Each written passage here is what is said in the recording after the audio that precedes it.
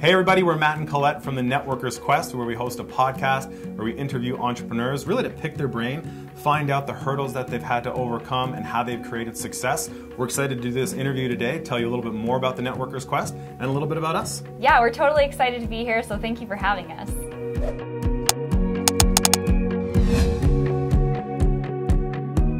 Yeah, we love technology. If it wasn't for some of the apps that we use, if it wasn't for some of the things that we're learning today, I don't know exactly how we'd run the podcast. Like, we're just such believers in simplifying things so we can maximize our time. We're always wanting to learn, we're always wanting to develop. Even simple apps like Dropbox have just helped us categorize things and helped us be able to maximize every hour of our day. Myself and Colette, we do everything together, but of course we're not always together. And so it allows us to just be in sync and be in communication and share files and notes. And so we're excited to just continue to chat about how we've been able to use technology to be able to maximize every aspect of the Networkers Quest podcast.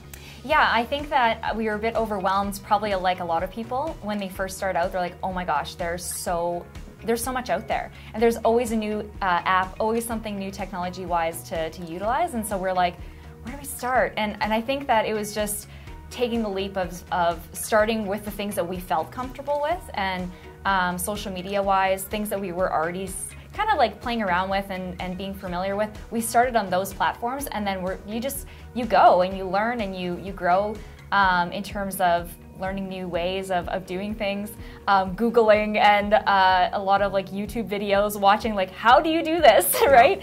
And that's really, it's really spun an interest in and a passion of using more and more technology and just getting more and more familiar with it as we go. So yeah, we're no experts by any means necessary, but we're on the journey of really figuring out what works. Yeah, big time. I think the other thing that we just love about technology in general is the ability to leverage it to get our content in front of other individuals. Yeah. We've really started to dive into the world of social media marketing and how we can run ads on Instagram and Facebook. And it's been incredible to understand how effective that form of advertising is, where we can have a little bit of a budget, we can put it towards certain targeted ads, and we can see a direct correlation into downloads. And what we've noticed is it's a great way to scale what we're looking to accomplish. We're able to get the podcast and the content in front of more individuals. They enjoy the content, so they stick. And so every month, by just having a little bit of technology in our back corner and maximizing different ad spends, we can see that the audience continues to grow. And that's very exciting for us starting the Networkers Quest and being able to add value to people and get that content in their hands. Totally. So we started the Networkers Quest in January of 2018. So we've been doing the Networkers Quest for about 6 months now. Funny story, I actually started with a friend on a wrestling podcast. Yeah, that's where And so we had a wrestling, we still do, it's called Best Wrestling Podcast. And it was more of a hobby. We were having a conversation on a phone one day. Yeah. We always chat back and forth about the world of pro wrestling. It's kind of just a laugh that we would always have with each other. And we're big fans of Gary Vaynerchuk, and we've heard this idea, take your passion, turn it into a hobby, do a podcast. And because my good friend and I were always chatting about pro wrestling, he had the idea, like, we should just record this and put it out into the universe and see what comes about. And it was surprising how quick it really took off. Totally. And myself and Colette, our business for about 5 years has been more in the affiliate marketing space. And we looked at what we were doing with Best Wrestling Podcast, and we thought to ourselves, well, this could be an incredible way to develop content, to add value to people, to build a personal brand. And so out of the Best Wrestling Podcast came the Networkers Quest, where we sit down with those entrepreneurs and pick their brain. And it's also been incredible and quite a blessing to see how people want to now be on the show because they can use it as a platform. And it's really amazing and heartfelt to know that we can help them get more publicity and get their message out to an audience. Yeah, it's been really cool transition, and it kind of like what Matt said, that story of the Best Wrestling Podcast. He came home one day and he's like, why don't we do this for what we're passionate about, which is getting in front of people, hearing their stories of overcoming, understanding their journey of entrepreneurship, how they've overcome their challenges, what are they doing next, what's exciting for them. We could talk all day with people who have a story, and everyone has a story. And so we're like, how can we turn this into something that we're working on together? Yeah. And so that's really where it was born, and it's just been a blast. So Matt, do you want to talk about how what we do, some of the apps that we use to actually create it? So we're a big fan of Podbean. So we did a lot of research and a lot of recon on what would be the best service, and the one that we kept going back to was Podbean. Yeah. So in the beginning, it was very user-friendly, like great for, I think, a startup podcast. It allowed us to just have great analytics, and it was very easy then to put it on iTunes and Google Play and Stitcher and so forth and so on. Right. So that has really been key for us being able to just get information into people's hands.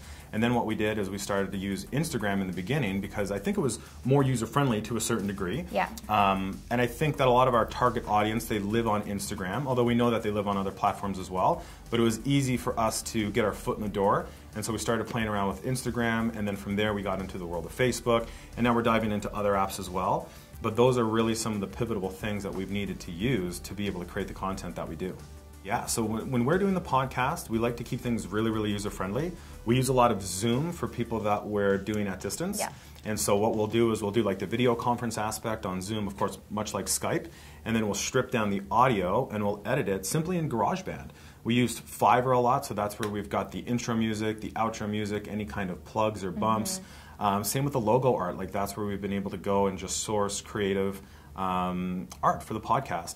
And so it's a very simple way of doing things. We have somebody, it takes about 60 minutes, we meet them on Zoom, kind of just give them a little bit of a brief, and then we do the podcast. We try to keep it much like what we're doing today, just a nice healthy conversation. We don't want it to feel like a CNN interview, and, right. We want people to have fun. We want people to feel like when they're listening that they're just in the room as well. And so Zooms have been fantastic for that. Then like I said, we can take the audio, but what we've also been doing lately, which we're really excited about, is using the video content and uploading that onto YouTube, because we know that there's different audiences there. So we do like to keep things very, very simple, using things that people don't have to feel that they need to be equipped on. We just give them the Zoom code, they meet with us, we cut the podcast, we have a blast, we have a lot of fun, and then on the back end, within a couple of hours maybe throughout the day, we can make the tweaks that we need to make and then get it out to the world.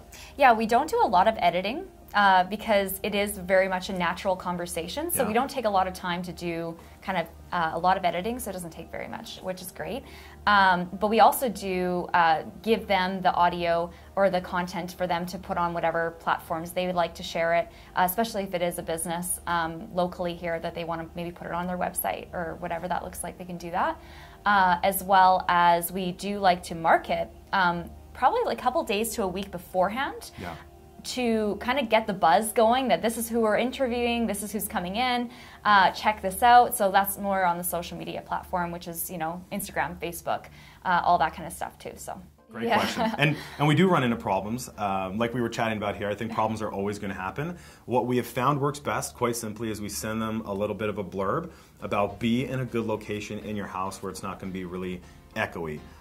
We talk about being in a good Wi-Fi connection, turning down or turning off all the programs that you have running in the background. Anything so that way we can have the best connection possible. If they have a direct link so they can just plug into the internet, we always find that's best. And we do have a conversation back and forth to see what kind of computer they're running with. Hopefully they're not running with a Dell from 1988. We're hoping that they have some good piece of equipment. And of everybody that we've met so far, it really hasn't been that big of an issue. If somebody doesn't have a good mic, we recommend that they use just headphones that they could get with like their iPhone and just speak very clearly into the microphone. And then we do take a little bit of time to make sure that we can take some echo off of it if they're in a room where everything's bouncing around. But all in all, so far it's been pretty seamless, and we haven't had to get them to do too much, because once again we want people to come in, and we don't want there to be a big barrier to entry. We want them to be able to sit down with us, have that conversation. And so we are okay doing more work on the back end if there is a little bit of static and if there is some echo, so that way we can make sure that they're in their sweet spot so they can communicate their message, because they have great thoughts, they have great intellectual property, that we want to just be the platform to get that message out to people. Yeah, I think that there was also like on our end as well, there's been a lot of trial and error. Yeah. Some microphones have not worked. Some it's been an ongoing, and it still is. Like we're trying to find the best solutions. And so we were chatting before, like even like the sound quality of like hanging our clothing Yes. around our room and doing the interview in our closet. And Yeah. then we're like, well, if we're going to be videotaping this, like, we don't want people to be like, where are they? They're in their closet? Like, who are these people? Like, you know, so we're like, okay, that's probably not the best idea. But the quality of sound was really good. Yeah. And which was so funny. So we invested into a Snowball microphone. Yeah. And so that's really been helpful. microphone, yeah. Sorry, yeah, the blue Snowball. brand, yeah. And it's been really great for using over Zoom. It's been great. Yeah. So that's one thing that and then we also were using our earbuds for a bit too, our Apple AirPods. So that wasn't the best. And another thing we use actually for just going live on location is we have this little lightning port Shure microphone. And so it's just a little guy that plugs into the end of the iPhone, and it has different polar patterns. And so we've actually found that is great for if we're going to an event and we want to do something very quick, because essentially just sticks off the end of the iPhone, and it's great for face-to-face interactions. Yeah. Or if we're doing like a vlog or some kind, we can just point it on us and speak at the phone. Yes. But for the most part, if we're sitting down and we're using a high-quality mic, I think that's really where the sweet spot is. Correct. Yeah, absolutely. So Yeah. All of it? All of it. all of it. Yeah. World domination is the goal. And it's already been incredible. Like, we can see the downloads in different countries. It's just been blessing to see people in the Ukraine listening, people in Australia, people in the UK, people, of course, in America. And so our goal is to just continue to focus on what we think is the part where the podcast should have the focus, which is we don't want the spotlight on us. We want to be able to sit down with somebody and get them to share their story. And if anything, we just want to be that conduit of information. That's right. And so our goal is to continue to have high quality speakers on, to grow definitely the influence of people that we're sitting down with, because we know as we sit down with higher leaders, we're going to just be able to develop even more content to get out to people. We do want to play around a lot with YouTube, because we found out that people are living on different platforms, and if we can create content, and like we were chatting about today, David, if we can take one piece of content and strip it down and turn it into a blog and turn it into a podcast or turn it into a video feed, we know that once again for that person that we're sitting down with, it's our way to get their unique story out to other individuals.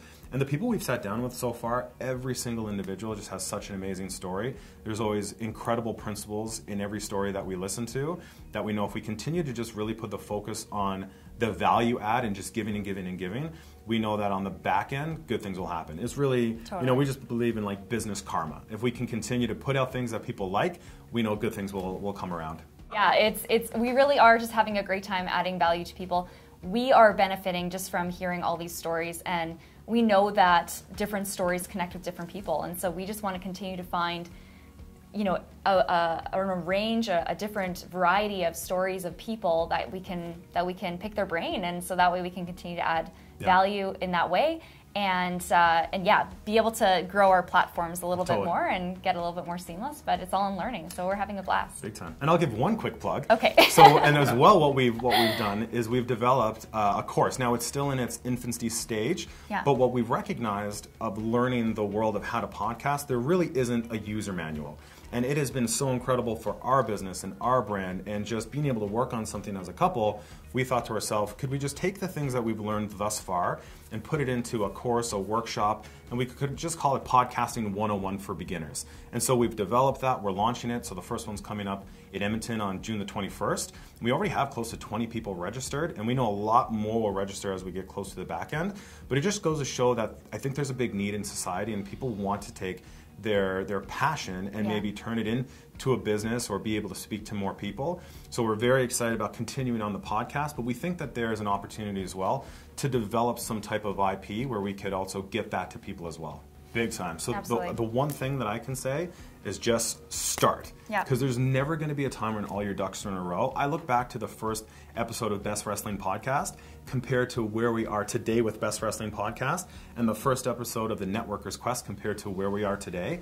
And there was never going to be a perfect time. We just had to do it. Like Colette mentioned, the first episodes were in the closet with iPhone literally. mics. But we did it. We did it closet. 100%. But we did it, and we put it out, and people liked it. Yeah. And then from there, I think the audience respected the fact that that we had the tenacity to get better, and they see the quality growing. So if anybody's listening to this, if they want to start a podcast, if they want to start a YouTube channel, if they want to start something, my main point today would be just do it, just start, because you'll be so thankful, and you'll look back in a year or 2 years, and you'll think to yourself, gosh, I'm so thankful that I did it when I did it.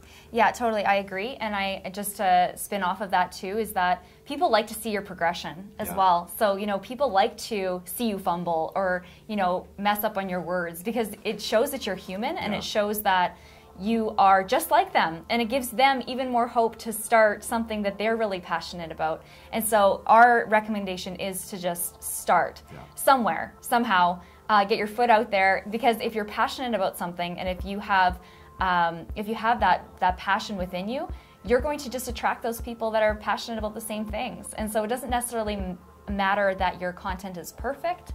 It just matters that you're sharing and you're building a community of people that are wanting to be there along the journey with you. So 100%. just start.